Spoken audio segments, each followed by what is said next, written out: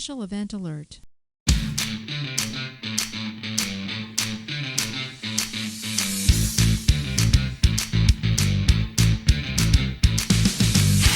Get out of bed and run! This is Late for Changeover, your weekly space news and variety show. I'm your host, Marty Smith, and I'm joined by Mr. History, Eric Perrott. What's going on, fellas? And our own Big Burn, Mike John. How's it going, everybody? We're here to bring you the latest headlines and updates pertinent to all Guardians and to the other lesser branches as well. So take your seats, get informed, and have a laugh as we present Late for Changeover. You like Gentlemen, that it's good lesser to see service you. comment, didn't you? I like that. Was, and the other lesser branches. Can I be fake laughing more during the intro, like Eric always is? Any Always- motivation you can give us would be a better show than not. So Fair enough. Mike, tell me that get out of bed comment doesn't make you laugh. Get out of bed and run. That shit cracks me up every time. Yeah. see, I think Mike still treats this podcast as a mandatory meeting he has to go to. It doesn't look like that. Yes, it looks exactly like that. All right, gentlemen, joining us today is former Navy Petty Officer Second Class and current owner of Leapley Enterprises, Stephen Leapley. Stephen, thanks for coming on, man. I appreciate it. Thanks for having me on, Marty. Thanks for having me on, guys. Now, Steve and I just did a long form interview over on the Swearing In podcast. So look for that here shortly. I will, I'm going to give him one more chance to send me a picture and then I'm publishing it because it's a good interview. It's fun, you know, but I'd love to see what you looked like when you were swearing in 1991. So, You know, I don't know if I a have lot any. younger. A lot. yeah.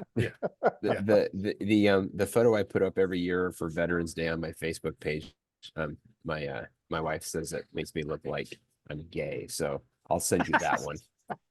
What are you doing? It was my Sailor of the Quarter picture, so I'm kind of like, nice. yeah. Are you like hugging one of your shipmates provocatively or something? Whoa, we only do that publicly, okay? That's what No, I'm saying. that's right. That's Oh, right. Decided to post the picture. It's not like you're in Congress or anything like that. So No, you know, you're not live streaming any events over there. So that's fine. And by the way, in today's world, it is okay to be gay, Steve. Well, and it's okay to live stream it apparently too. So anyway, Stephen, you came in 1991, right? correct. Tell us how you settled on the Navy. I thought that was a great story. I just called them up and said I want to go in. They said okay. Isn't that how everybody's story goes? No. All right. No. Okay. It's okay. Now I'm putting you in Mike's category. Now both of you guys are on my shit list. So You know, hey, that's what I do. So no, I had my uncle growing up. My uncle was in the Marine Corps, and he was my hero. I always looked up to. And you remember in boot camp, we get those the books, and back in the day in the 70s, they used to put the books, all of your boot camp, in the book with all the colored photos. And so when he got out of the military or out of boot camp, he had one for my mom and one for his other sister and at the house. And I would carry that book around when I was a teenager and try to emulate the O course in my backyard because I want like he was my hero. He taught me about music. He taught me how to play drums. Like we would spend hours in the basement with a stereo system and just listening to music and telling me stories. And so I wanted to be him. When it came time for me when I was making my decision to join the military, which was out of going to junior college for a semester and thinking this was like high school with smoke breaks. So I wanted to do something, different. My uncle, I was in Chicago. My uncle was a recruiter in Detroit at the time. Wow. And so we started to work this thing out. Like I was going to come in and he was going to be able to swear me in. And that was going to be really kind of a cool thing. And we got just to the point where we're getting ready to, and the staff sergeant and the Marine Corps said, sorry, you're uncle's not going to do it, and I'm going to be the one that does it. He's not going to get any credit for it. Blah, you know how the military works that way. And I got really pissed off, and I'm like, so my uncle's not going to be able to do this. They're like, nope. And I'm saying, fine, bye, I'm out. Got stood up and walked out of the Nice. of the office, and of course, like any, yeah. And he's like, you can't do that. I'm like, I haven't signed anything. I'm bye. And so I walked out or walked across the hall into the Navy recruiting office. Wow. So now Nice. Yeah. I didn't want to join the Navy specifically because my dad was in the Navy. It's not that we had a bad relationship. I was just like, I just don't want to do that. I'm not didn't want to kind of follow in his footsteps kind of thing. And so I walked over mad, and my fun side thing, the other part of me being of my uncle being my hero and teaching me about music, is I wanted to be a DJ, a radio DJ.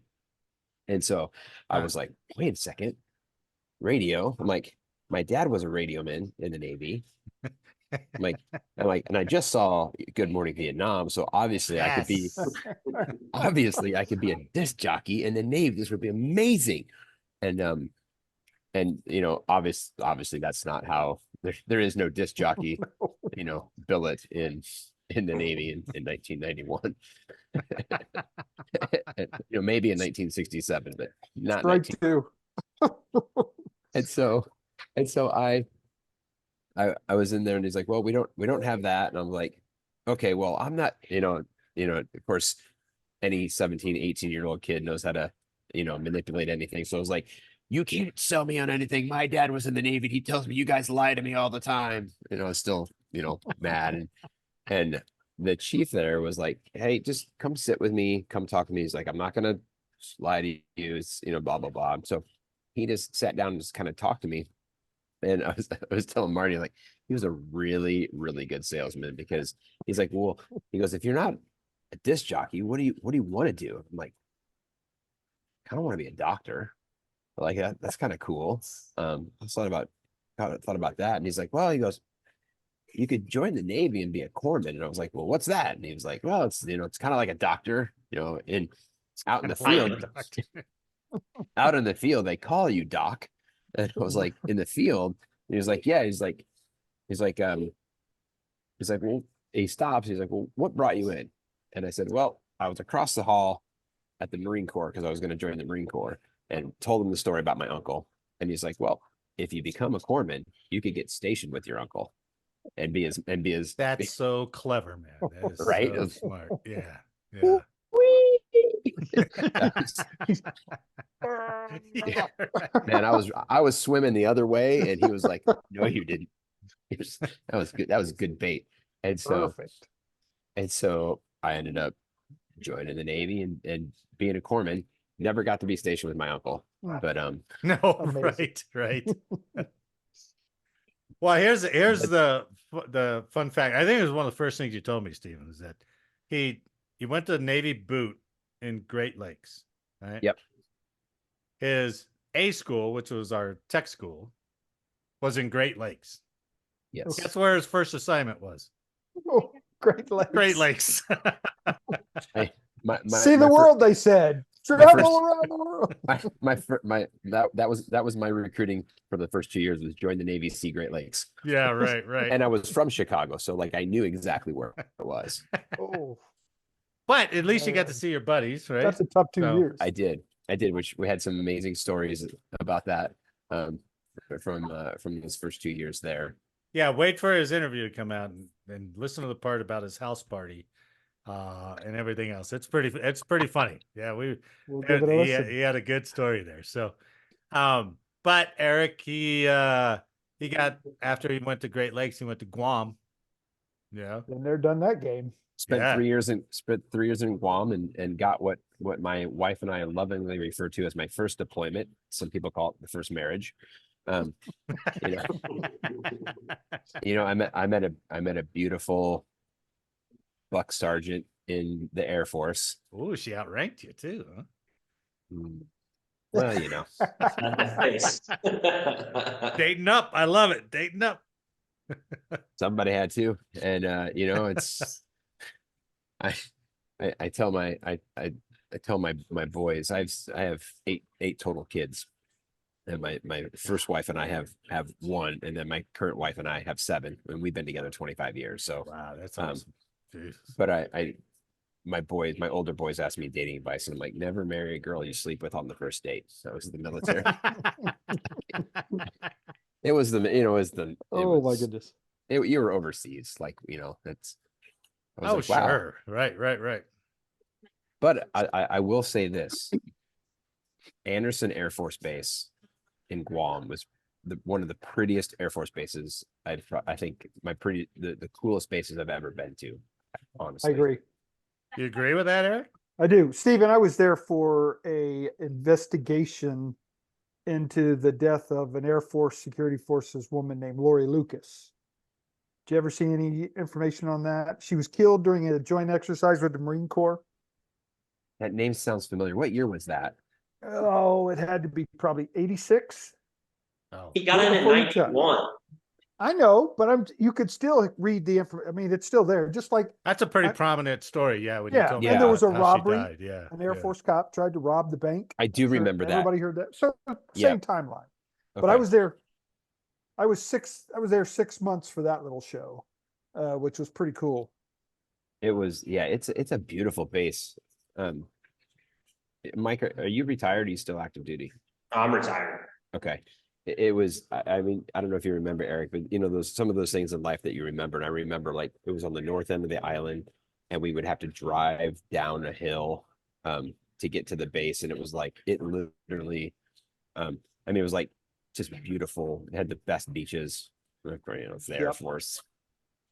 Were you a diver? Because we dove the dive, the Oh, yeah. PD bomb holes when I was there. Everybody Yep. dives. Oh, I miss that. I miss that spot.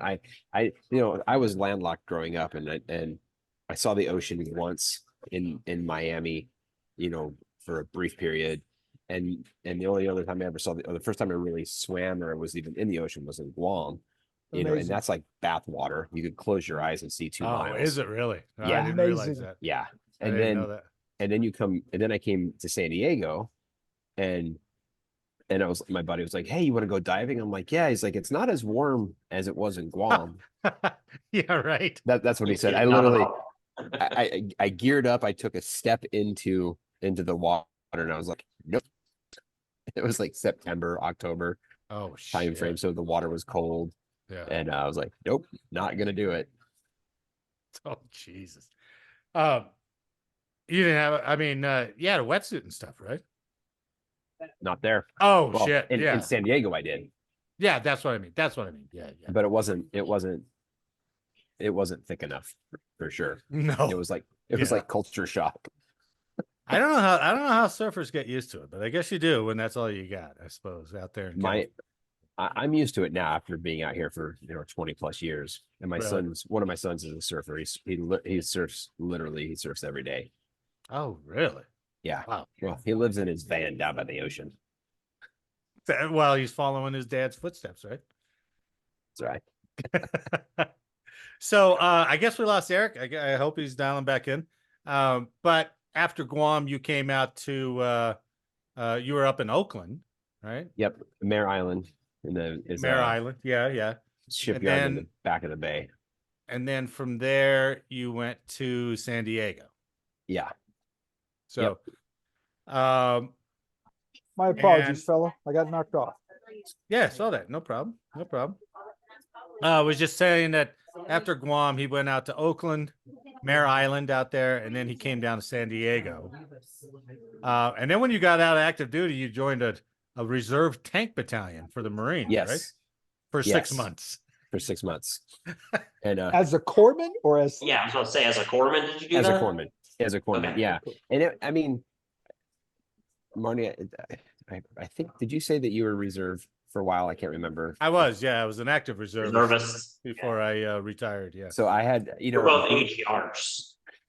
okay, being on active duty, like my whole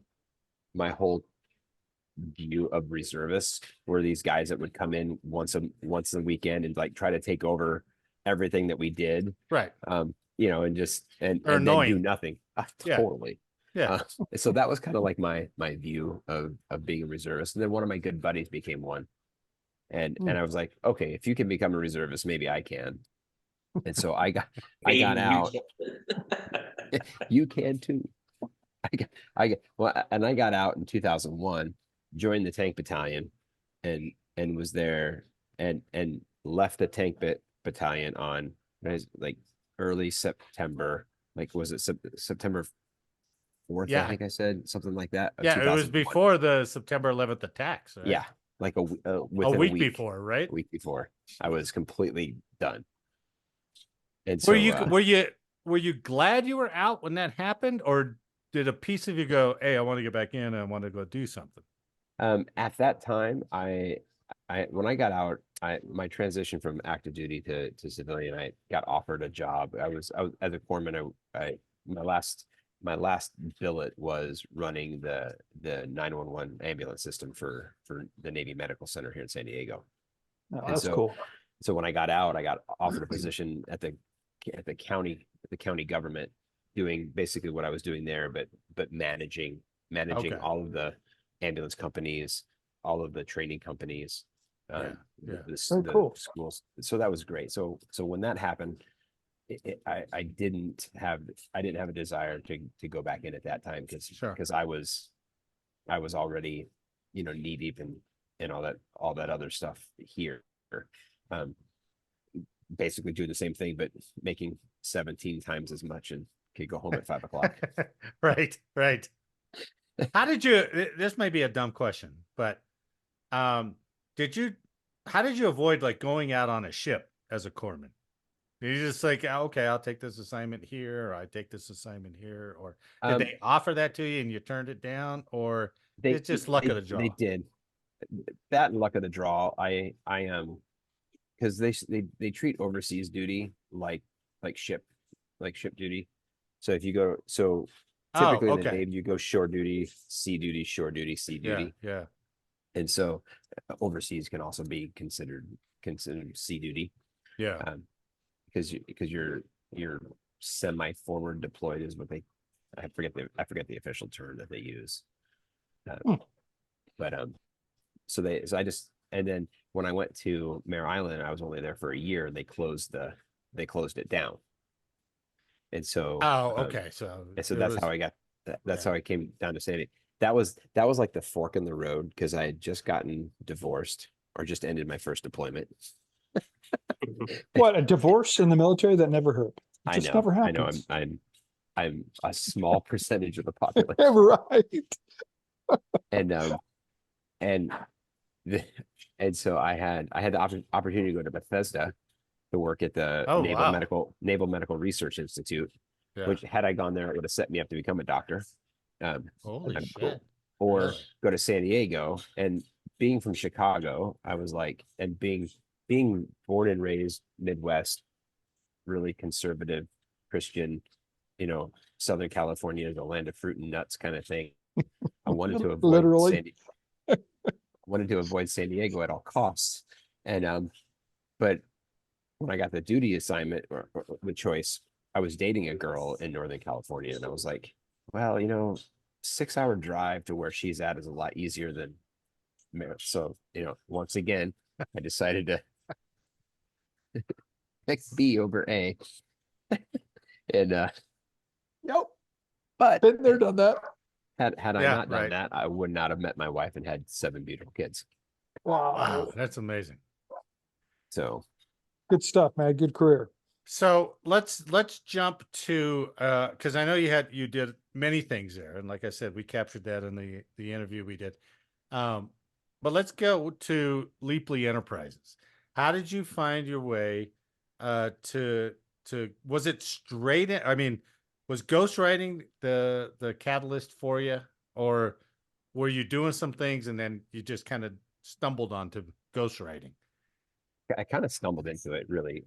I've been, in high school, I, wrote articles for the newspaper, the monthly newsletter that comes out in schools. And so then when I got into my first duty station at Great Lakes, we had like a clinic newsletter that I used to write for, kind of edit and manage. Oh, really?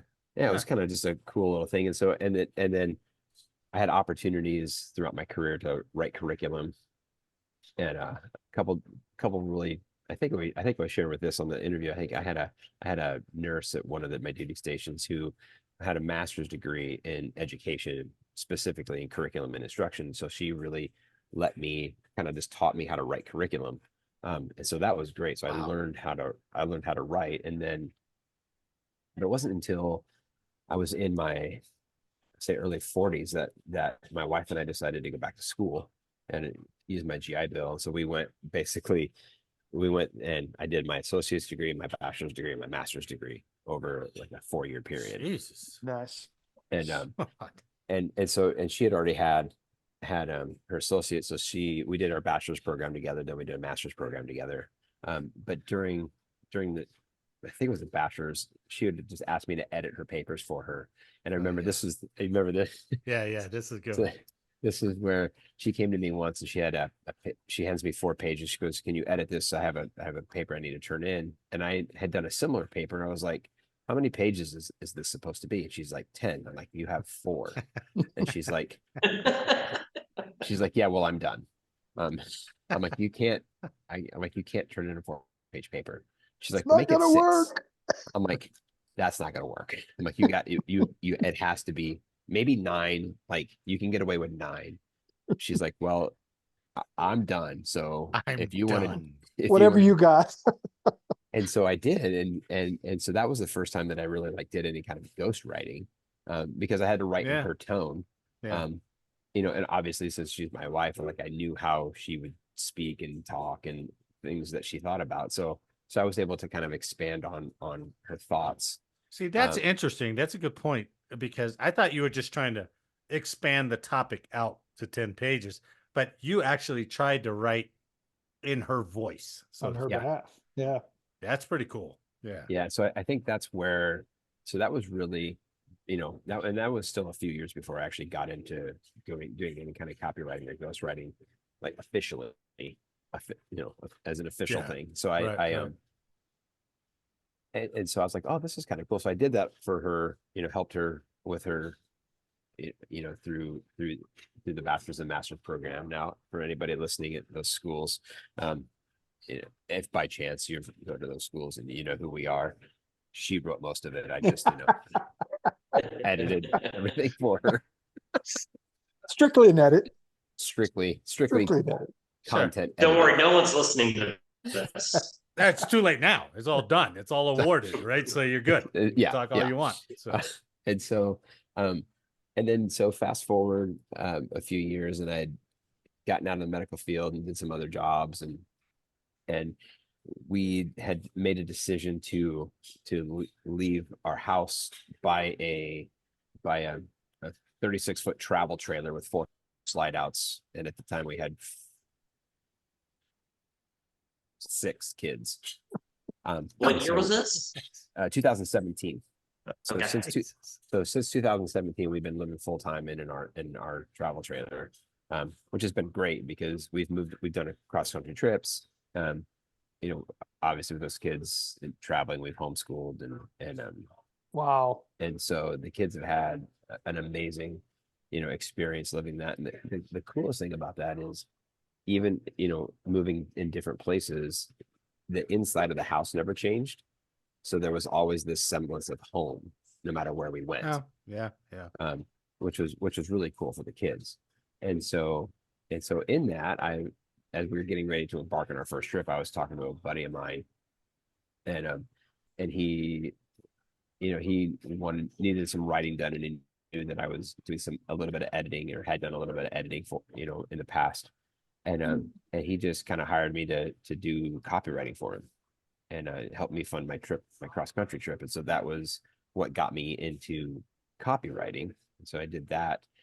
I've been a full-time copywriter since 2017. And then this year I decided to kind of try to get rid of and shed all of the copywriting piece and just do ghostwriting and focus on helping primarily veterans actually write their books, and then blogs and articles, some special projects here and there that I think are interesting and fun to do. It's an amazing transition from medical to let's go literature. or writing. You know what I mean? Right, Hell right. of a transition. It was, you know, what interesting was when I was making the initial transition out of medicine, I was interviewing for an HR position at Kinko's. And I don't know if we talked about this or not on the, I don't can't know if we remember. talked about that one. Yeah. And I was sitting down, and the interviewer who became my boss, she said, "Well, why are you changing careers?" And it Oh, was we like did one talk about that. Yeah, that's a good it story it too. was like the second time in my life where the first thing that popped into my head was, I'm not changing careers, I'm changing venues. And she was like, I don't understand that. And I was like, well, as a paramedic, I roll up on a scene. I have 30 seconds to kind of determine if the scene's safe, what's going on there, right? And it was like same thing when a customer walks in the store, we have 30 seconds to determine if they're happy, sad, mad at us, and how we're going to respond. And she was like, that's brilliant. You're hired. I like That's it. yeah, that's a good response. Yeah, that was. I don't know how you come up with those, right? What was the other Maybe. one you told me that? Was that It the was soldier or sailor, the quarter board? Yes. Yes. You want me to share that story? Or you want Yes, tell that story real quick. Okay. These guys will love it. So I was at Mare Island. It was 1995. Women were already on ships, and that's when the hot topic was women going into combat. And so I was sitting at the sailor of the quarter board, or I guess airman of the quarter for you guys. Right. Um, and my chief said, you know, this question's going to come up. And I'm like, well, how do I respond? He's like, I can't tell you. You have to come up with it on your own. And after trying to think about my responses, I was like, I'm just going to wing it and go with whatever is the first thing that's on my mind. And you know, because I figured that would be the most authentic answer. And that's kind of what, you know, when you're sitting on those boards, like really you want somebody to be authentic, Sure. and tell you what they really think. And so kind of wait. It was the last question, and I had three old salty guys, and the oldest, I think it was like, I'm 26, 27 years. Yeah. Just looks at me, he's like, Petty Officer Leapley, he's like, I got one last question for you. He's like, what do you think about women in combat? And I was There like, it is. it's like, there it is. And you know, and I'm all of 24, maybe 25 years old at the time, right? But I have a was- valued opinion. Yeah, yeah. I've lived life. And so I was like, okay, I know this is a hot topic. I took a deep breath in, and I was like, well, Master, I think women in combat are a good thing. And you could just see him like, you know, like sitting back and, yeah. oh boy, this is not going to end good, sir. And he said, well, why? The first thing that came to my mind, I said, well, the more women we send into combat, the less chance I have to go. That was the exact response that they gave. Like, Oh, busted up laughing, and I actually ended up winning the Sailor Quarter Board because of that perfect. response. They were like, that is the most like politically correct, asinine, authentic answer we've ever heard. Yeah. I don't yeah. have to go. Right. That works. Yeah. Like I'm like, none of us want to go, you know, but it's like, you know, I mean, if you want to go, you probably watch Full Metal Jacket one too many times. You want to go, you're going to find a way to go. Right. Yeah. Yep. So Well, that Stephen, was- I'll give you credit on one more thing, man. Throughout my career, cops were partiers. Cops could party like no other, man. They, 3 days off, you could party from the time you got off. 3 days, you're under the couch, out cold. The only organization or squadron that I found that could hang were you medic people. Medics. Yeah. Medics, man. They Yeah. knew how to party because I was dating this girl from the medics. I was always at their parties and they knew how to do it, man. I know.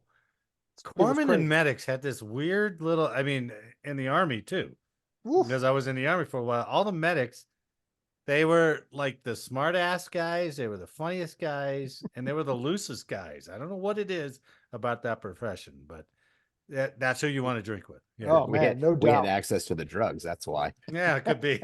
It could be. Legal Something was drugs. going on. VIPs.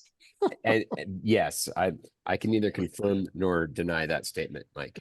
But yes, It's like I've been there before. Well, now they're looking into microdosing for the military. So Ooh. there you go. You got that going for you now too. Hey, Corman, can I get a little hit from you? Just a little one. just a little Pep bit. me up. Pep me up. So, when did you go to ghostwriting full time? Um, so I would say like full time without doing any kind of copywriting, because there's a little bit of difference between copywriting and Oh, okay. ghostwriting. Well, Um, but okay. When were you able to separate from doing a 9 to 5 with the boss and be self-employed, doing the things 2007, you wanted? Yeah, 2017. that is awesome, man. That is awesome. So you're Yeah. you're ghostwriting, you're doing a little bit of copywriting, you're into some other endeavors. You're in a travel trailer. And we You have a have 7 farm. kids. How many kids are with you and your wife still in the trailer? 4. How many chickens do you have? 75. You have 75 chickens in a travel trailer? I don't have the chickens in the travel trailer. Okay, well, let's be clear about this. They're in a slide out, all right? They got their own They're in slide their- out. They have So. their own slide out. No, we live on a private land. Okay. So we rent land, and we're on 20 acres. Oh, and, that's awesome. and so I've got 75 chickens. We have 5 goats. We have 2 dogs, and our female dog just gave birth to 13 puppies. All in the But- family, brother. When he told Yeah. me this in the interview, I was like, so you just must hate downtime. That's all Yeah. you do. You just, Yeah, I don't. You're just like, I've got to go from sun up to sundown, man. Yeah, I should have stopped like 10 years ago, but that's okay. There's always time to stop. You're good. Yeah. So now what? Yeah. You're just moving to another private landowner, or do you have some? Yeah, we moved. We moved. I don't know if you guys are familiar with San Diego at all. little The bit. Gaslight District. Yeah, I've been there a couple times, but So up in like the North County Fallbrook area is what it's called. It's just like inland from Camp Pendleton, which is the big Marine Corps base up there. Okay. And so that's which is it, and Fallbrook is huge. So so we moved from like the west end of the hills in the middle of nowhere to the east end, almost to the middle of nowhere. but it's a half hour closer to everything that we do. So Oh, okay. Well, that's And you're cool. still in the RV. Is that and correct? we're still in the RV. There's actually we have the RV, and then the landlords put this old like retro travel trailer mobile home, like if you go into a trailer park and you see grandma lives in a single wide Yeah, in a yeah. mobile home park, that's Right. that's on the land. So we're like, whoa, check out all this room we have. Like a full on stove and oven now instead of like the Whoa. yeah. So Yeah, nice. so we're kind of there's an off-grid couple in Missouri that has a YouTube channel. They do like all this homesteading kind of stuff, and it's called Off Grid with Doug and Stacy. And they have like 2 homes. They have like 2 log cabins. One is their kitchen and dining room, and then the other one is their living space where they sleep and so that's kind of what we have. We have our living. So the travel trailer is now where we sleep at. And then we may able to make a room for the kids, like a little play area. That's And amazing. then we just use the room and we call it the retro is what we call it now. And so we use that to cook and eat and kind of hang out in. But the coolest thing is I finally now have an office. It's like Oh, nice. Yeah. nice. Isolate yourself. so we had so the travel trailer came with an outside kitchen.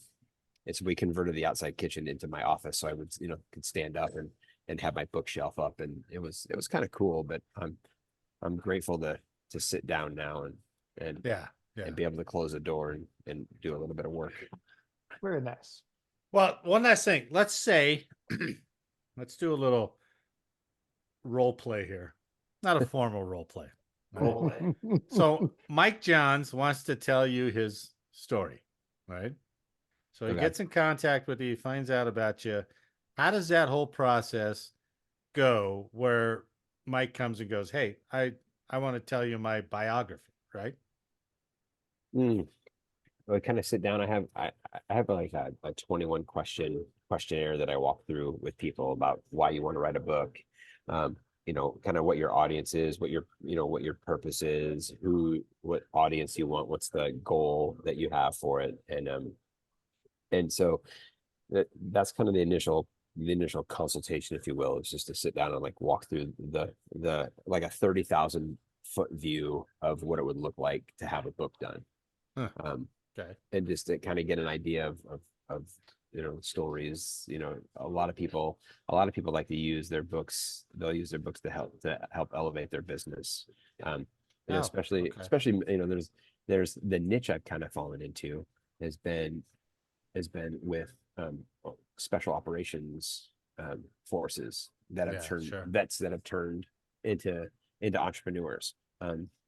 It's something that's fell into this year, which has been really cool. And so I just sit down and kind of walk through, because it's usually if you go into business for yourself, there's in the entrepreneurial world, there's the whole like your message kind of, like the whole like where you've come from and the stories that you have made you who you are today. Sure. And that's what makes you, a better entrepreneur, because you've gone through all these challenges, and so you can kind of, be resilient and work through them. And a lot of people, especially in the coaching, a decent amount of consultants, but especially in the coaching business, the coaching world, speaking world, there's a lot of people who, like come out of addiction, and now life coaches and kind of things like that. So it's so there's we all kind of have our story. And so that's really the first piece is just like, what is your story? Finding out about your story and what you want to do with it. And sometimes people don't know. And even in that, I've kind of moved into this helping vets just tell their story in general. Not necessarily for business, but some of it just as legacy to pass on to their kids. Have you found that you're able to help some of these guys work through some of maybe the issues they had while they were in the military? Yeah. I've one of the guys I'm working with right now, like he's like, this is like help me getting my story out on paper has helped me more with my PTSD than therapy ever has. Wow. That's big. That's that's huge. pretty And cool. so when he said that was like this, it was almost like a divine appointment, for me, of like, there's, I love helping people write their books, help their businesses thrive, and kind of relate that nonfiction kind of half storytelling memoir, half business kind of thing. But hearing that from that guy was really like just this moment of like, wow, like I didn't even think about that. Big stuff. It's very cathartic. And some people think when they think of ghostwriting, they think of somebody going, hey, I want a book. Marty comes to me and says, write me a book on insects, and I just write a book on insects and put your name on it, and you get all the credit for it. And there are some of those out there like that, but for me, it's like it's a very personal experience. Like I'm blessed that because we live in the trailer, and even though we have a farm, so it's kind of changing a little bit, but for the most part, I can live very minimally. And so because of that, I don't have to take every job that comes my way. I don't have to. I can spend a little bit more time with people. The most important. I mean, the ones you really feel, connected to. And so, like, it really hit me. Like, I think even since you and I chatted last time, Marty, like, it's just a couple more people that have reached out. Like, I just want to tell my story. Like, I want somebody called me the other day and said, can you help me write my story for my kids? And I was like, geez, that's great. So that's awesome. Like, so that those legacies that we leave, don't always have to be like your name's on a plaque on a wall in, Utah somewhere. It's, sitting on a table in the living room. Sure. I mean, both my great uncles flew in World War II. That's all I know about. I know the plane. They flew C-47s, and that's kind of all I know about them, with some selective pictures. If they had met you and done something like that, and to pass it 2 generations later, be like, holy shit. Huge. Yeah, that'd be awesome. right? Yeah. Like, You know, as I mean, stupid as it sounds, this podcast for me, my son said, hey, you know, if I do ever have kids, he'll be able to hear his grandpa when his grandpa's gone and what Why- his opinions were. And I mean, even that simple stuff. Why It's does that it's got to be important. as stupid as it sounds? Every time you and Mike, you're like, it's stupid, and No, we'll no, attach no, to this no, no, podcast. And I'm I like, don't no, say it's no. stupid. I know everything I say is brilliant. And actually, I do have a question. Is there like a question you ask, the various veterans you work with that kind of cracks the code and helps them to like actually open up oh yeah, and that's a good one. is there something, think about any of us sitting around and, randomly walking into somebody that's actually having a bad day. Is there a question that you found that you can ask over and over again that just kind of opens up that hard shell we all have? no, but but nothing specific, but like as a go-to question. But as I think about it, a question that will come up, that tends to come up at, almost every time is the legacy question. Like, if you like, who in your family, would you like to have this most be impacted by, or be most impacted by your story, or who would you like to see this translate down to? It's I'm asking that more and more, as a prevalent question, but it just kind of always seems to come out at some point of just like, because I'm a big legacy kind of guy, just like wanting to create something to last, past me. So I think that's important for most men. I really do. What did I Yeah. leave beyond? I Yeah, really like believe it's important. like what you were saying, Marty. Sure. I didn't find out until after my grandfather died. Like, so my uncle, who was my hero, his dad, my grandpa, Right. his army uniform hung in the garage for like 30 years. Oh and yeah. and I would see it Yeah. every time that the door would open, and I never noticed it until he passed away. And I looked at it one day, and I was like, wait, he was a medic in the army. No way. Yeah. And my grandma was like, well, Oh, yeah, he was. man. And here's the kicker: is like, he was at D-Day. He was Oh, storming he was the Wow, first that's and I was like, huge. whoa, I never knew that. And then my other grandpa on my other side, he was an Air Force mechanic during the Korean War. wow. But I didn't know until after he passed away. In fact, I would say 2018, we were on our cross country trip. Yeah. And I was visiting my mom in Ohio, and we were up in this town called Mansfield, and she's like, we could take you by. I was like, oh, that's where Shawshank Redemption was filmed. There's a penitentiary in outside of Mansfield, Ohio, and so we go there, and I mean, it was one of my favorite movies. So like to see Yeah. see it live is like, oh, this is really cool. And then my mom was like, just nonchalantly, she's like, yeah, your grandpa was a security guard here for 30 years. Oh my god. Oh, wow. Like, oh my Amazing. gosh, to have actually, like, Yeah. Yeah. had I known that when I was even a teenager, in my Sure. like he died when I was, I think, 28, 29. But like, man, had I known that earlier, What a story you could have written for him. Oh man, no doubt. Yeah. D-Day as well. The other Mike, guy. do you have a family that was in the military besides you? I mean, your father. Yeah, your I mean, uncles? I come from a completely blue family. My dad he's a retired master sergeant. He was security forces. My mom did a couple of Ah. years. My mom did a couple of years at the get-go, and then she went over to the reserve. She retired as a major. And then my little sister is actually a current reserve chief. So Damn. Mike, if you need, I'll be your stepdad if you'd like. No, I think we understand the animosity that he shows you, Eric. That's where it came from, doesn't it? Stephen, where can we find you at? You're on LinkedIn, right? At Stephen Leapley. Just search for Stephen Leapley on LinkedIn. And you're also at LeapleyEnterprises.com, right? Yes. Yep. You know, and I didn't ask you this before, but if anybody who's listening, is this video as well, or is it just audio? Yeah. I put it out on Facebook and YouTube. So Oh, I should have wore something else.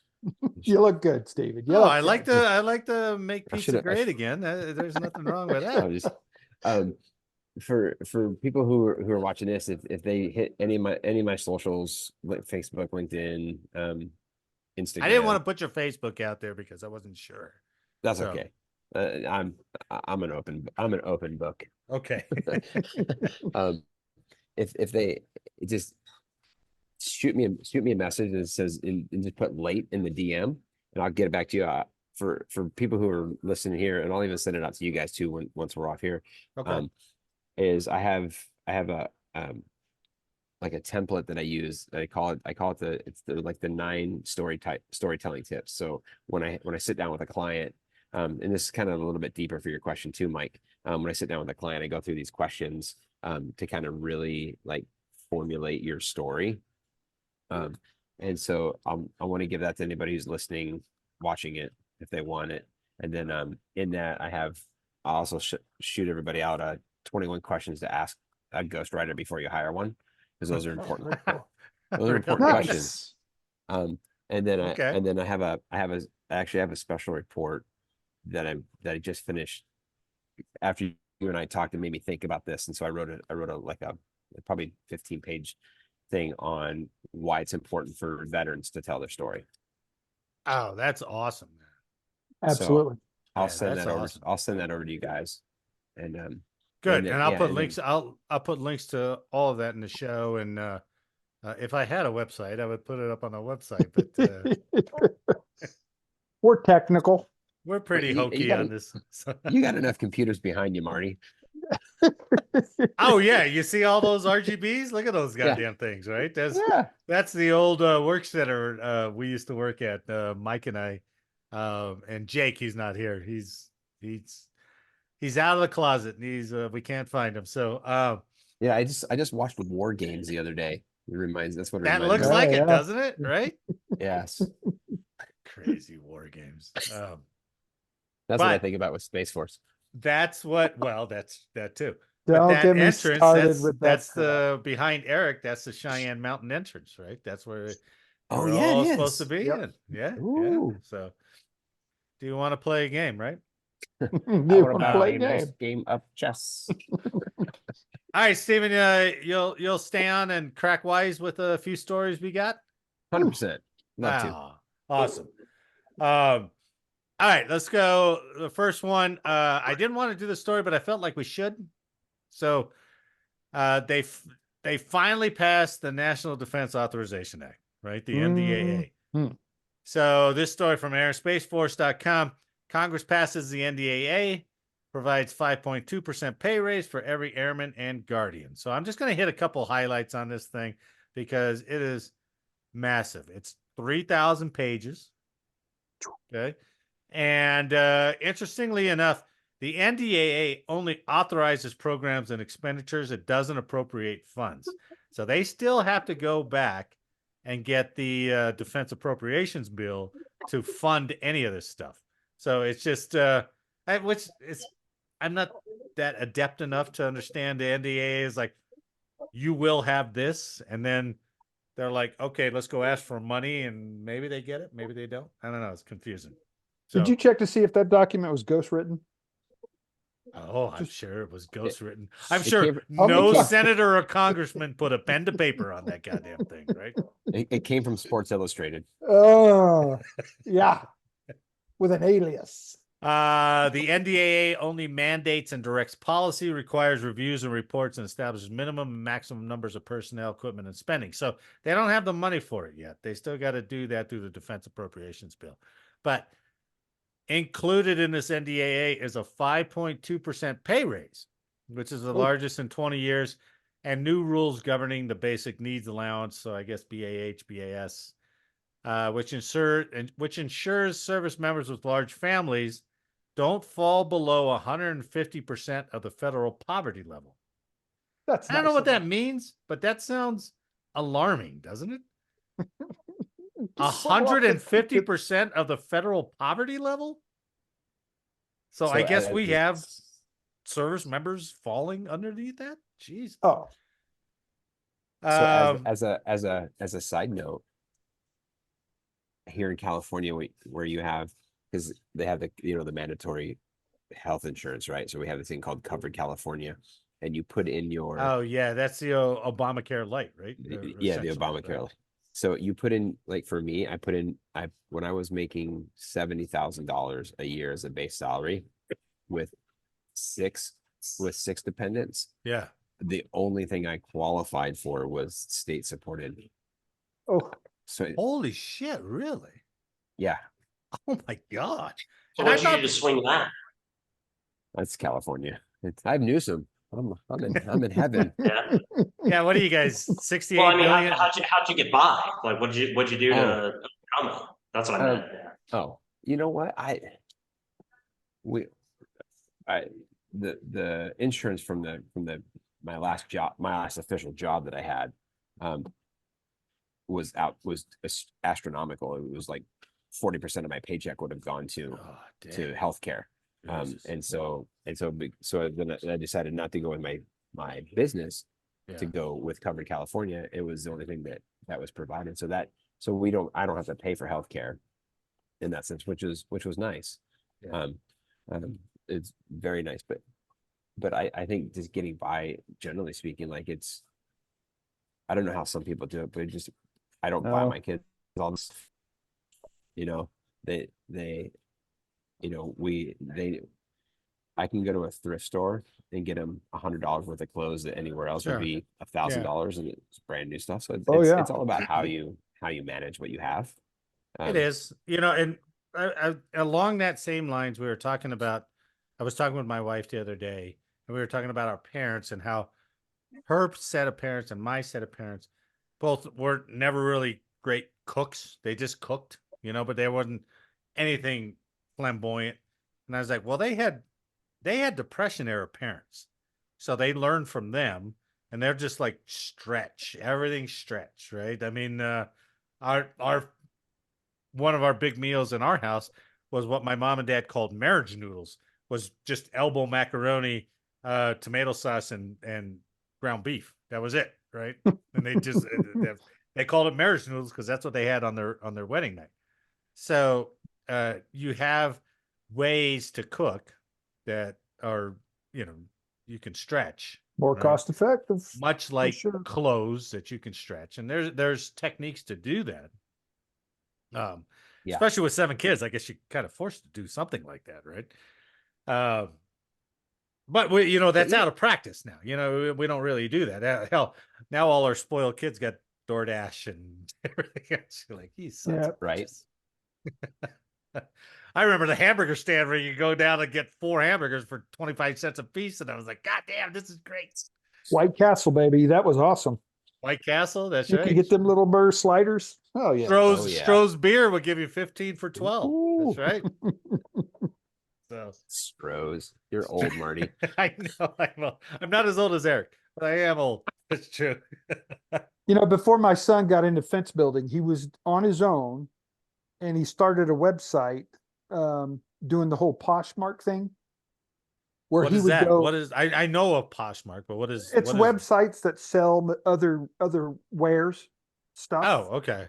So my son started a website. Really wasn't a website. It was an Instagram and some Facebook stuff, where he would go to the bins. They call them the bins, where people would throw old clothing and just everything. And he'd get permission from the site. They'd let him go in. He'd pay a small premium on T-shirts, Yeah. bags, purses, all these high-end things that people were just tired of, but were in still good shape. He'd turn around and sell them on his Instagram and make Oh, it no premium. kidding. Yeah, clean them up if they had to. It was really big for some of the hardcore rock and roll shirts that were sold at concerts that people had no longer, your Oh, yeah, Kiss, yeah. and he'd find those things, and people would jump out of the wagons to buy that thing, man. Really? So yeah, so he still does that. Still gets his work clothes from him. Yeah, there's a little place in a town out here. I'm in Arizona, in a town called Bisbee, and they sell those rock and roll T-shirts to girls for like $225. What? Yeah, Like I was for the looking for some shoes. gifts for my wife for Christmas, and this little shop, they've got a bunch of little nifty things that she would like and stuff like that. I looked up, I was like, oh man, Guns N' Roses T-shirt, that'll be cool. And I clicked on it, it was like $225. Jesus Christ. This Yeah. thing sold for maybe 25 and it was way overpriced at the concert. Yeah. But yeah, I mean, people go up and get that stuff and put it in a box and save it. That's Do they huge. bill them as like actual concert shirts or something like that? Yeah, vintage clothing and Vintage. nonsense like that. Vintage Oh, clothing. wow. Wow. He would do the most on those and like Louis Vuitton stuff, even if it was just a kickoff of a real one. Really? People love that stuff, man. Love Eric, you seem more like a Gucci family. it. No Gucci here, baby. Well, Eric, if you had known now, back when you were in Korea, Yeah. you'd have cleaned up on Coach and all the other stuff that they make up there. I would have been lining. I up. remember whenever, what was it, Mike? What was the exercise that all the space guys went to? Was it Ulchi Focus? Ultra Focus Garden. Yeah. And they would go out there and people would give them money and they're like, hey, my wife wants this Coach purse, or somebody wants this. And because it's dirt cheap over there, right? Well, it's fake. I've been in the I've gone Is in it really? I've been through the door that they open up to show you where all the fake shit is. And yeah, Really? it's actually pretty cool. Yeah, I've got pictures on my cell phone. I can find them and send them over. But yeah, it's interesting because I went into one of these purse stores and I was like, hey, I've got a friend that wants a Gucci purse or whatever it was at the time. I showed him a picture of me. He was like, follow me.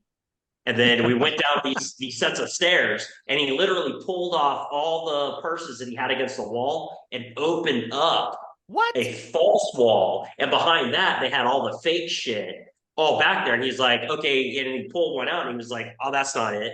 And he went through like 3 of them. He looked at my phone. He's like, this is the one. And as opposed to being, like $2,000 or $3,000, it was like $225. But he wanted American cash. Wow. Moral of the story is you can certainly live off $1 if you know how to do it. Yeah, that's true. Well, We I got to really bring wish it I all could back. remember the dude. There was a tailor out there that made really good suits. I had my mess dress made out there. I wish I could Yeah, remember. I've heard a lot of people who did that too. Yeah. Yeah. That's hilarious. But yeah, bring it all back to what Steven was saying. So is that pay raise just for soldiers and airmen? They say it's everyone. So I don't Yeah, I understand think how it they applies say across it's the board. everyone, right? Because there was some talk earlier. It wasn't talk. I mean, there was discussions about like, hey, we should raise the junior enlisted's pay. Well, but you can only go so far before you got an E4 making what an E5 is making, right? Now it's like, okay, shit. Now you got to raise the next tier, and then you got to raise the next tier, and all of a sudden that ripple is like billions of dollars or whatever it turns out to be.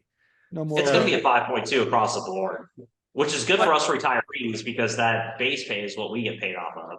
Yep. Right. But what they can do, well, I mean, they've already done it, right? They've already said 5.2.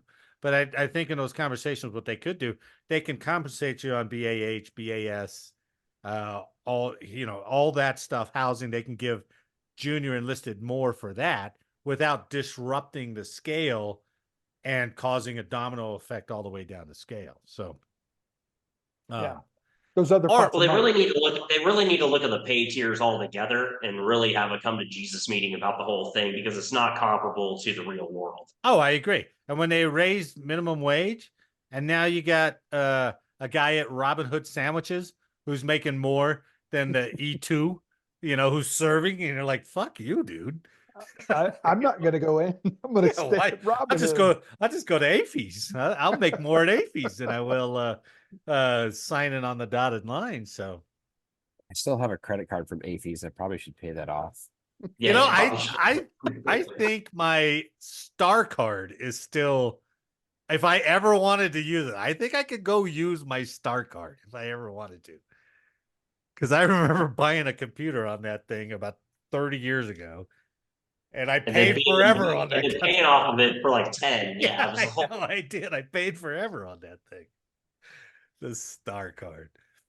So, so it's through. They got to wait for the appropriations bill. There's a couple of items in there on the NDAA that were pertinent to us. So aircraft moves, which is weird. This is odd because they're like other provisions in the NDAA include slowing aircraft attrition. So Congress imposed new limits on Air Force plans to retire the F-15E and F-16 fighter jets.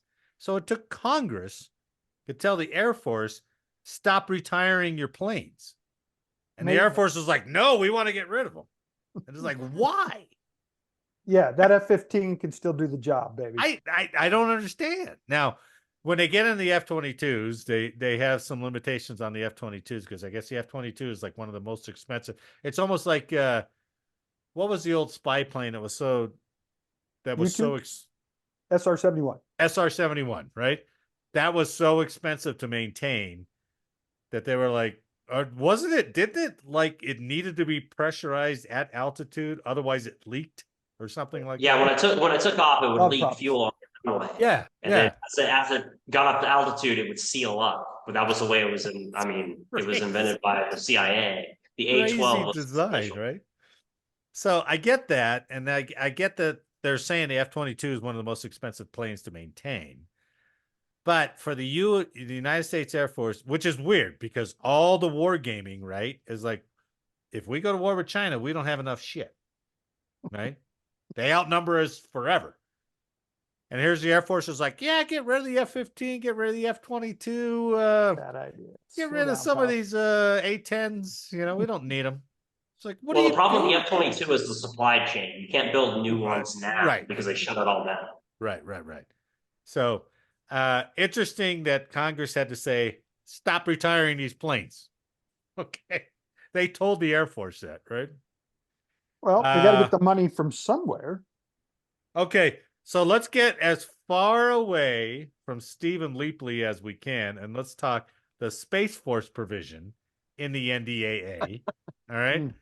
And this is interesting. I only touch on this because this is an interesting fight what they want to do. For the Space Force, the bill mandates a single personnel management system, essentially doing away with regular and reserve members in favor of a system that allows for both full-time and part-time guardians. This just sounds like a whole wordsmith thing. That's all it sounds, right? Told you it was written by somebody So instead else. of regular and reserve, we're going to call you part-time and full-time. That sounds like the dumbest thing ever, right? Well, I've got a little bit of insight into this, and what they wanted to do was, let's hear it. As they were trying to get into how they partitioned off the Space Force with a reserve component and National Guard component, they tried to kind of fuse it all into one. And then the idea was that a lot of the people you would hire into the Space Force would have skills that would go beyond just the military, and they'd want to show up and, advance their skills, get certificates and stuff like that, and then move back to the private sector. And then to be able to pull from the private sector back into the military, some of these guys, so you could come in, get an initial skill set, go to the private sector, do some things, and then move back into the military sector to do even cooler things, and then move back to the private sector. That was the idea behind it. Whether it would actually work, who knows? Well, the way they described it, and give you credit for what you're saying, because I think that's what you're talking about is the concept that started it. But the way they described it is they still, I mean, even if you're part-time, you still got to do your 1 weekend a month and your 14 training days. It's like, that's a reservist, right? Yeah. But they're calling them part-time. So that's why I say it sounds like this massive just wordsmith thing. And then when you get into the National Guard, they are totally screwed up on the National Guard because National Guard is sponsored by the state, that kind of thing. And they wanted to be all federal. So they don't know if they're going to have a National Guard. So that's the next fight that they're going to have. It's amazing when shit is not broke that we have to try to fix it. Well, things are broken. I mean, you Right. look at the recruiting sector, Right. recruiting is broken right now. Nah, I know that, but I'm talking about things that have been placed for years. When And it hasn't worked it been fine. broken? Well, that's true. I mean, but when you were talking about recruiting, I made this comment in our interview, is that you went in with some kind of you talk to the recruiters unlike most people who go into the recruiters. Most people are just like, okay, I guess if that's all you have, if I gotta be a security force, I guess that's what I'm gonna do. That's true. And he walks out, right? And you were like, stick it up your ass. I'm not gonna do that. Which is amazing. But you had your uncle, you had your dad, you had some people talking into you. I'm sure they were like, don't let this guy snow you. Yeah. Right? Yeah. So that's huge. I mean, that makes such a big difference. But yeah, getting back to this NDA, I don't know how they're gonna do it. It just sounds like a mess with the Space Force piece.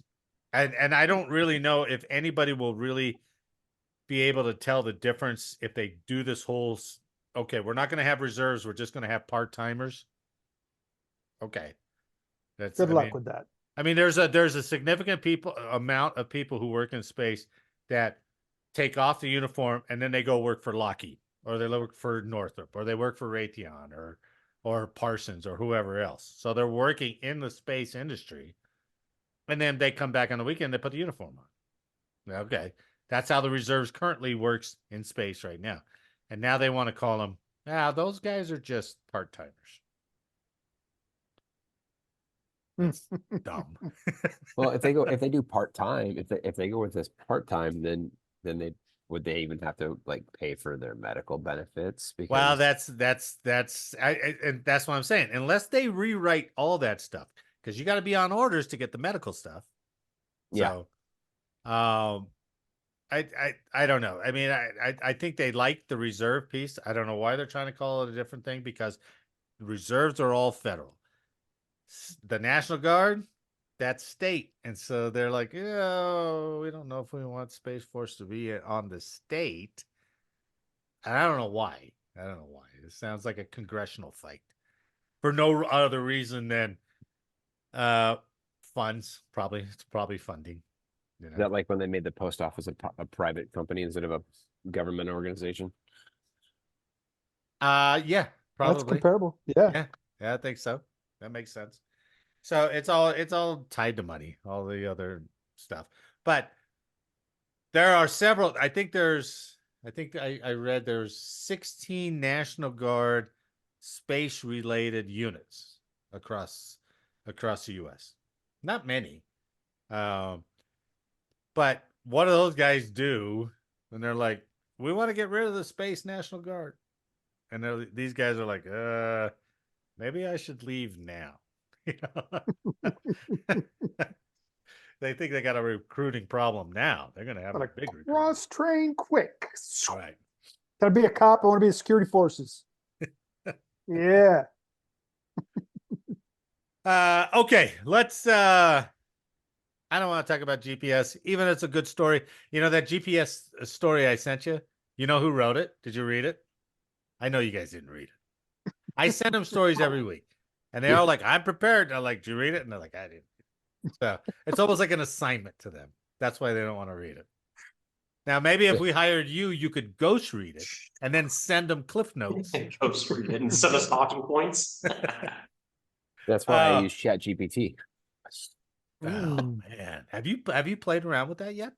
I have. Really? Yeah, actually, I actually use ChatGPT as my assistant. But we use it quite a bit too in our Oh, you do? business. No kidding. Really? Yeah. We use it to help us start proposals, just to give us a baseline to run through. Yeah, that makes sense. You know, we go back through and then re-edit and do all that kind of stuff. It's a good layout of a starting point, because you can go in and say, hey, I'm a senior level electrical engineer. I need you to write X, Y, and Z for this thing. and then it'll go through and search the internet for everything you'd search the internet for anyway, and then lay it all out, and we go back through and put the nuance into it that we need to. And I would say that ChatGPT at the end of the day probably provides 30% of what we actually push forward. Sure. But it definitely gives us paragraphs, and it lines our thoughts up in a better way than what would take us hours and hours to do. It breaks it down into, a few more hours or a few less hours, but it's still, you just got to go through and translate it. Always easier to create than to edit. I mean, always easier to edit than to create, right? Yeah. Yeah. What's the Especially name if of it the just software pulls a bunch of ChatGPT. That's say it too fast. Slow down a little bit. Chat GPT. It's what all the kids are using these days to write their reports on, everything. We cops are slow. I needed you to just slow it down a little bit so I could understand. It's the AI piece, right? It's the AI piece that you can download it access. to your jitterbug. Yeah, it's your jitter. Is that available on Netscape? I think it's only available via AOL Instant Messenger. So, can I add it onto my Prodigy? If I wanted to, if I dialed up. What was the first, Eric? What was the first internet service you ever signed up for? AOL. Was it AOL? Mine was Prodigy. I signed up with Prodigy because everybody was on AOL. Fuck AOL. I'm going Prodigy. I was on AOL because they mailed you a disc. Prodigy as a kid. Yeah, I remember that. Well, what was your first computer? AOL was brilliant because they mailed you out the disc. Like, here you go. There you go, right? My first computer I bought it was a Hewlett Packard, and 6 months after I bought it, I got the Windows 95 disc so I could put the operating system in. Nice. Yeah. 64 Commodore. Yep. And I played Pong. Bing, bing, bing. That was all I played on that thing, man. Anyway, there was a good article, and this is the second week I'm skipping it. But it was an opinion piece in USA Today, and you know who wrote it? Lieutenant Colonel Robert Ray, who's the current commander of the 2nd Space Operations Squadron, or 2 shops, who actually flies GPS. Now, how relevant is that? Yeah, it was good. That's cool. That's a good article. It's a decent article. It's pretty good. Talking about how valuable GPS is, and how we'll never turn it off. We'll never turn off. What's the damn thing called? Selective availability, or M code. I don't even know if we could say M code because it doesn't exist anymore. Too late. Yeah, that was turned off during the Clinton administration. Yeah, Clinton's like, forget it, because GPS came up with an option that we could turn it on and just military could use it. That was M code, or whatever you want to call it. And Clinton was like, we'll never use that. It's like, he's like, F it. And so, okay, I guess it's for everyone now. So, well, the best part of let me talk about GPS real quick. The best part about GPS unavailability was myself going through this course called Space 200. It was one of those courses you had to go through as a space professional that helped enlighten you to the other satellite systems and all that stuff you'd have to deal with in the Air Force.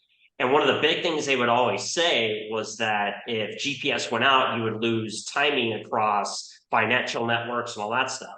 Well, one of the instructors, he goes by Rails, he would always bring up the fact that there was never a GPS receiver in any ATM machine.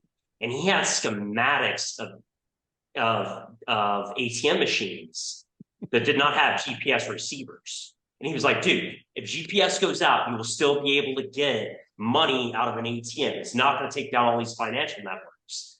And, the argument was always on timing, and then all these things would use high timing, but there was nothing ever proven. So it was, I can't prove it right now. And he did bring up a good point that there is not a GPS receiver in ATM machines. And this whole nonsense of all these GPS guys going, dude, GPS goes down, the whole world's going to go to shit. The banks will collapse. Yeah. Financial transactions will cease. It's bullshit. And I'm on Rails side. Rails, if you happen to be listening to this, buddy, I'm with you, dude. You convinced me. And the loss of GPS is not going to be some cataclysmic event. I'm glad I Bring didn't go through that Yellowstone if you story. want catechism. I'm glad I didn't go through that story because I was going to bring up his point, not my point, Colonel Ray's point, which was just what you just disputed or dissuaded me from. So, Yeah, he's a victim of propaganda, is what that is. but they did say that if we lost GPS, that even the digitally imposed first down line on televised football games, that would go away. Oh my God, the end of the world. Oh my gosh. Bullshit. Bullshit. Because we're too stupid now to know where the I scrimmage is. know. I watched it for fucking years without that line. I could tell he made the first down or not from the freaking TV screen. And show me the GPS receiver in the end zone pylons. Well, show me the GPS receiver in the hockey puck. Remember when they used to do that? When they tried that for a little while, they tried to highlight the hockey puck that was going around. It Yeah, was as only a like for a couple of years. is that low? Yeah, it's Yeah, ridiculous. Yeah. Well, Anyway, GPS going out would be a huge problem, but the catastrophic thing that that all these guys have been propagandizing right has been ridiculous. So I like when they go, oh, the tractors now need GPS to go. So the 10,000 years that we've been farming before this, now the tractors won't be able to follow the route. Even though it looks like the same route every time. You know what you got to understand about GPS is the wide area network here on the ground that's downloaded from the satellites. It relies on the satellites for updates, and that will eventually degrade over time, but it won't be an instantaneous loss. So, good point. Well, you know, backyard chickens are actually the gateway to conspiracy theory. You know that, right? No, I hope so. I've been talking to chickens my whole life. Well, see, once you go to chickens and you start eating eggs from your own chickens, and you're like, why is the yolk different than a regular store-bought yolk? And then you go to the internet and you start looking at, because of how you raised your chickens, they're more natural versus, this, and then that the food system, and then you get it back into GPS and farming tractors is because they want to know who's farming what and how much, and that's my conspiracy theory. So makes sense. That's pretty. So you're saying the GPS signal is degrading the yolk in my store-bought eggs? No, I'm saying the GPS signal they use in tractors is put there so that they can figure out how much farming is actually being done, so they know how. So they can yeah, so like that. So they can shift how we eat. That's good. That's pretty good. I like that. Now that's right up your alley, Marty. That's another I'll believe that. Conspiracy theory. What do you mean right up my alley? You're the conspiracy guy, man. Everything is a conspiracy. I'm not a conspiracy guy. No, let's be clear. I'm the conspiracy guy. I'm just saying, how can a plane hit two towers on the north side of New York and on the south side another building? Building 7, baby. Building 7. Tell me how Building 7 came down. That's all I want. Wait, are you saying chickens took out Building 7? Yes. What I'm hearing right now? Chickens were flying the planes. It was the chickens flying the planes. They were flying pigs. That's what it was. Just going to say that. Have you ever seen that birds aren't real? Have you ever got to that? Oh, dude, I love that shit. That is some of the funniest stuff. I know. Yeah. Eric, I'll send you the website for that. Birds aren't real. Never heard of it. They're all robots. They're all watching. Yeah, they're drones that land on power lines to recharge. It's great. It's awesome. The kids that thought that shit up were brilliant. Yeah, it's really good. Yeah, finally we found a use for weed because these guys produced a brilliant website. Oh, it's awesome. Yeah. You know what, Eric? Let's go to this day in history. Oh my goodness.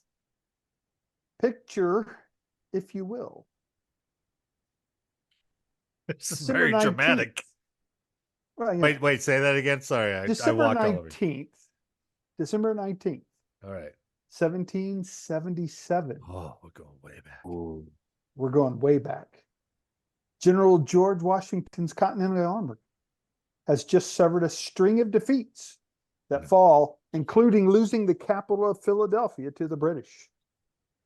The Americans made capital of Philadelphia. That's correct. The capital of Philadelphia. Okay. No, Philadelphia The was the capital nation's of capital. Philadelphia to the British. Okay? To the British. Okay. The Americans made camp for the winter outside of the city. Forget it. He's rolling. Everybody know what that city was?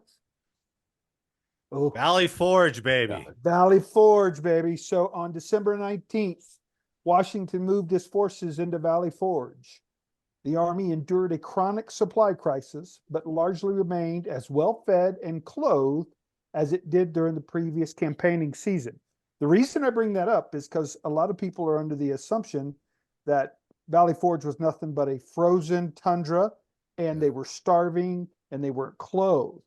Some of that was correct, but under the direction of the Army's engineers, the men began constructing over 2,000 log huts laid out along military streets. These were erected using lumber from the region's abundant forest and typically took a week to build. With the arrival of spring, Washington directed that 2 windows be added to each hut. In addition, defensive trenches and 5 redoubts were built to protect the encampment. So they had housing, supplies. Though far from ideal, the conditions of the encampment were generally on par with the Continental soldiers' routine day-to-day activities. During the early months of the encampment, supplies and provisions were scarce but available. Soldiers made do with substance meals such as fire cake. It was a mixture of water and flour. This would sometimes be supplemented by pepper pot soup, a stir of beef tripe, and vegetables. The situation improved in February following a visit to the camp by members of Congress and successfully lobbying by Washington. There were a lack of clothing caused suffering among some of the men. Many were fully uniformed with the best equipped units used for foraging and patrols. Those guys went out and found the stuff. During the earlier months at Valley Forge, Washington lobbied to improve the Army supply situation with some success. So the bottom line here, guys, is Valley Forge was ugly from 77 through the early 78, but it was sustainable, and for the most part, everybody was good to go and ready to fight the British. So on the 19th is when they loggered into their winter headquarters there. Right? Moved into winter headquarters at Valley Forge. Oh, shit. Big event. But it was tough because he had just lost a number of battles prior to moving in. So they were suffering. But the troops' morale, they were ready, man. It was ready to go. That was 77? 1777. Nice. December 19th. Nice. Good one, Eric. That was a good one, man. Cool. All right. I think we're at shift change then. You know, we're at the end of the episode here. So on behalf of all of us here, I'd like to thank you for listening today. A special thanks goes to you, Stephen. Thanks for coming on the show, man. Right on. Thanks for having me. That was fun, man. That was fun. And like I said, I'll get his interview out here shortly so you can hear all about strip bars. You can hear about all the real good stuff that we didn't really get to here. And then we're going to bring you back on and re-engage. No kidding, man. We can bring you back on, definitely. Remember, you can find Stephen on LinkedIn. Just search for Stephen Leapley. Also on Facebook, right? Just search for Stephen Leapley. And at LeapleyEnterprise.com. Enterprises. Enterprises.com. Yes. Sorry about that. That's all right. But I know if I went to Leapley Enterprises LLC, it brings that website up. So it should, yes. Not directly, but and I look forward to those the links that you have for some of those questions and stuff. That'll be interesting. Yeah. So please like, share, subscribe, and let us know how we did in the comments. Oh, I didn't coach Steven up for this part, right? All right, we get it. Well, there's no reason to coach. Just let it happen. Well, Ghostwriting 101. Okay, he's got to know what's going to happen, though.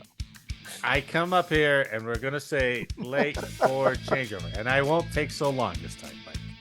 This time, that was a problem last time. It took too long. So late for changeover. Perfect case, right there. Okay. All right. We're going to get this, I'm sure.